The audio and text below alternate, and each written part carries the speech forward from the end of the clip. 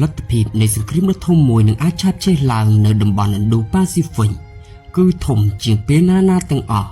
ចាប់តាំងពីសង្គ្រាមលោកលើកទី2មកភ្លើងសង្គ្រាមធំបំផុតដែលទំនងជាអាចនឹងកើតឡើងដោយសារ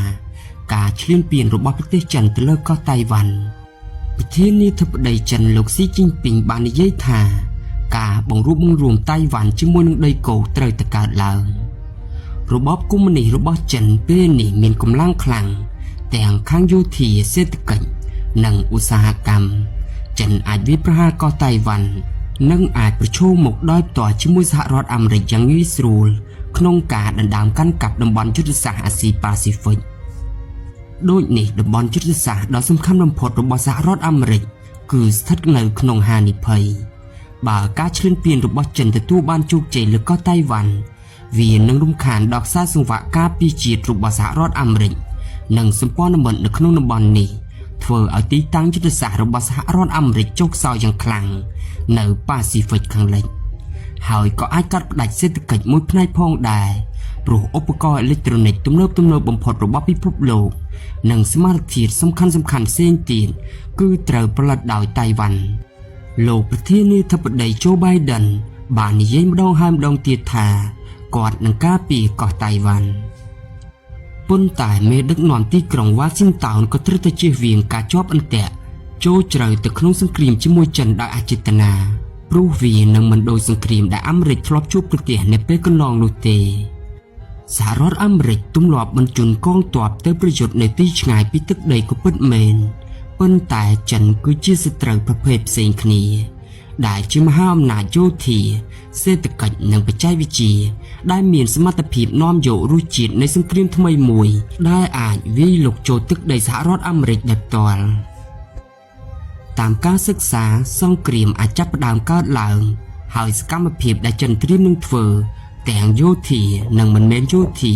ខ្ញុំជឿថាបញ្ហាដែលប្រឈមមុខរវាងចិននិងសហរដ្ឋអាមេរិកគឺជារឿងគួរឲ្យព្រួយបារម្ភលទ្ធភាពខាងយោធាតែមួយគត់ដែលគួរឲ្យភ័យខ្លាចប្រទេសចិនអាចបើកការវាយលុកយ៉ាងឆាប់រហ័សទៅលើដែនអាកាសសមុទ្រនិងតាមបណ្ដាញអ៊ីនធឺណិតដោយដណ្ដើមបានការគ្រប់គ្រងគោលដៅយុទ្ធសាស្ត្រសំខាន់នៅកោះតៃវ៉ាន់ក្នុងរយៈពេលមិនប៉ុន្មានម៉ោងមុនពេលដែលសហរដ្ឋអាមេរិកនិងសម្ព័ន្ធមិត្តអាចធ្វើអន្តរាគមន៍បានកោះតៃវ៉ាន់មានទំហំធំជាងរដ្ឋ Maryland របស់សហរដ្ឋអាមេរិកបន្តិចប្រសិនបើអ្នកធ្លាប់បានតាមដានព័ត៌មានអាហ្គានីស្ថានធ្លាប់ធ្លាក់ចូលកណ្ដាប់ដៃរបស់តាលីបង់យ៉ាងឆាប់រហ័សនៅឆ្នាំ2021ដោយសហរដ្ឋអាមេរិកមិនបានជួយទាន់ពេលវេលានោះទេកោះតៃវ៉ាន់អាចប្រឈមមុខនឹងរឿងដូចគ្នាប្រទេសចិនក៏មានកំជ្រួចផ្លោងនិងកំជ្រួចផ្សេងជាច្រើនជាង1350ដែលត្រៀមវាយប្រហារសហរដ្ឋអាមេរិកនិងសម្ព័ន្ធមិត្តរបស់ពួកគេនៅប្រទេសជប៉ុនកូរ៉េខាងត្បូងហ្វីលីពីននិងបណ្ដាប្រទេសផ្សេងនៅអាស៊ីប៉ាស៊ីហ្វិកខាងលិចសហរដ្ឋអាមេរិកក៏នឹងប្រឈមមុខនឹងការលំបាកយ៉ាងខ្លាំង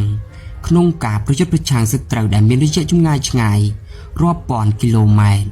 ព្រោះថាប្រទេសចិនជាប្រទេសដែលមានកងទ័ពជើងទឹកធំជាងគេបង្អស់ក្នុងពិភពលោកនិងមានកងទ័ពអាកាសធំជាងគេនៅអាស៊ីទោះយ៉ាងណាក៏ដោយអ្នករៀបចំផែនការយោធារបស់សហរដ្ឋអាមេរិកចូលចិត្តធ្វើសង្គ្រាមធម្មតាប៉ុន្តែចិនកំពុងត្រៀមខ្លួនសម្រាប់សង្គ្រាមដ៏ធំទូលាយនិងចូលជ្រៅទៅក្នុងទឹកដីរបស់អាមេរិកផ្ទាល់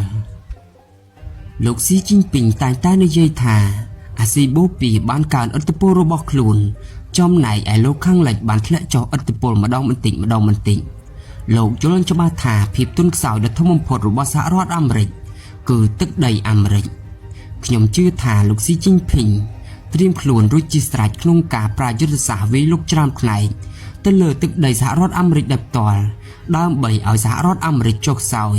និងអស់ឆន្ទៈក្នុងការចូលរួមក្នុងសង្គ្រាមរយៈពេលវែងជាមួយប្រទេសចិនដែលជាវិធីសាស្ត្រដែលយោធាចិនហៅថាការបំបែកបំបាក់សត្រូវប្រទេសចិនបានចំណាយពេលពីសតវត្សរ៍មកនេះដើម្បីកសាងសមត្ថភាពសង្គ្រាមអ៊ីនធឺណិតដ៏ធំមួយដើម្បីជ្រៀតចូលរៀបចំនិងធ្វើឲ្យខូចដល់រដ្ឋាភិបាលអង្គការប្រព័ន្ធផ្សព្វផ្សាយអាជីវកម្មនិងសង្គមស៊ីវិលនៃសហរដ្ឋអាមេរិកនិងសម្ព័ន្ធមិត្តរបស់សហរដ្ឋអាមេរិកក្នុងព្រឹត្តិការណ៍នៃសង្គ្រាមចិនច្បាស់ជាប្រើសមត្ថភាពនេះ ដើម្បីរំខានការទំនាក់ទំនងនិងផ្សព្វផ្សាយព័ត៌មានคล้ายៗនិងព័ត៌មានមិនពិតផ្សេងៗគោលដៅគឺដើម្បីសាបព្រោះភាពច្របូកច្របល់ការបែងចែកនិងការមិនទុកចិត្តនិងរារាំងការសម្រេចចិត្តផ្សេងៗប្រទេសចិនអាចធ្វើឲ្យបញ្ហាកាន់តែអាក្រក់ដោយធ្វើការវាយប្រហារតាមប្រព័ន្ធអេឡិចត្រូនិកលើការរំលងនិងហេដ្ឋារចនាសម្ព័ន្ធពាក់ព័ន្ធសកម្មភាពទាំងនេះទំនងជាត្រូវបានរួមបញ្ចូលជាមួយនឹងការវាយប្រហារតាមអ៊ីនធឺណិតដែលរំខានដល់ប្រព័ន្ធអគ្គិសនីឧស្ម័នទឹកការដឹកជញ្ជូនការថែទាំសុខភាពនិងសេវាសាធារណៈផ្សេងៗប្រទេសចិនបានបង្ហាញពីសមត្ថភាពទាំងនេះរួមទាំងការចាប់ផ្ដើមសង្គ្រាមព័ត៌មានវិទ្យាដើម្បីផ្សព្វផ្សាយព័ត៌មានមិនពិតនៅកោះតៃវ៉ាន់និងធ្វើការវាយប្រហារដោយលួចស្ដាប់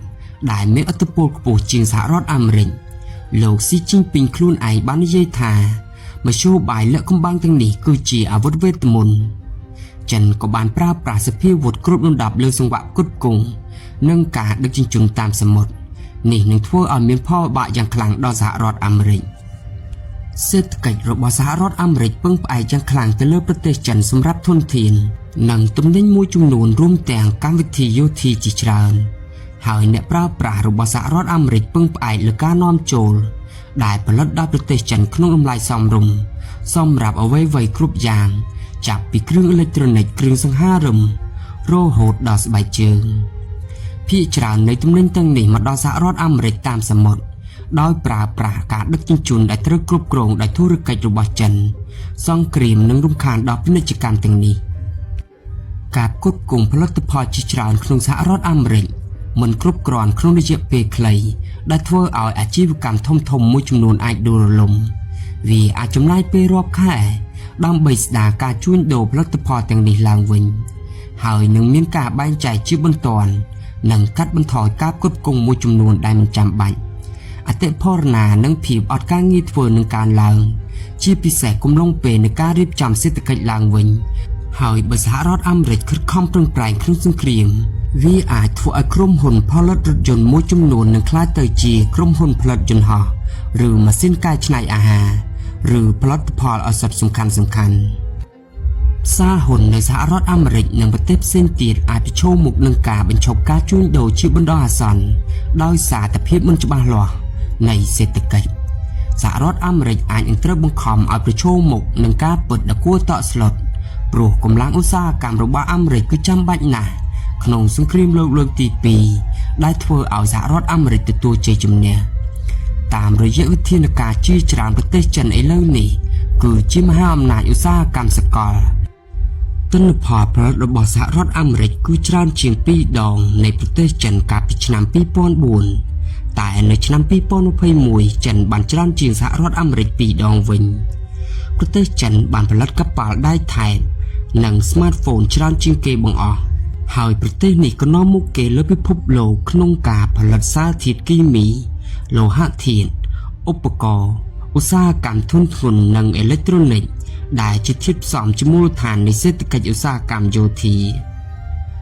ម្យ៉ាងវិញទៀតអាមេរិកបានបាត់បង់អាវុធទំនើបជាច្រើននៅក្នុងសង្គ្រាមរបស់អ៊ុយក្រែននិងរុស្ស៊ី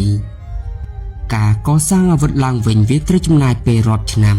ទោះយ៉ាងណាក៏ដោយទំហំនៃសង្គ្រាមនៅអ៊ុយក្រែនគឺតូចជាងអ្វីដែលត្រូវការសម្រាប់សង្គ្រាមដ៏ធំនៅឥណ្ឌូប៉ាស៊ីហ្វិកដូច្នេះតើអ្វីត្រូវធ្វើលើផ្នែកយោធាសហរដ្ឋអាមេរិកគួរតែពន្លឿនគម្រោងដែលកំពុងបន្តដើម្បីពង្រឹងនិងបំបែកកងកម្លាំងអាមេរិកនៅប៉ាស៊ីហ្វិកខាងលិចដោយធ្វើឲ្យពួកគេមិនសូវងាយរងការវាយប្រហារពីប្រទេសចិននៅក្នុងប្រទេសគួរតែខិតខំប្រឹងប្រែងរួមគ្នាគឺត្រូវចាំបាច់ដើម្បីការពារប្រព័ន្ធផ្សព្វផ្សាយបែបប្រពៃណីនិងសង្គមនៅក្នុងសហរដ្ឋអាមេរិកឲ្យកាន់តែប្រសើរ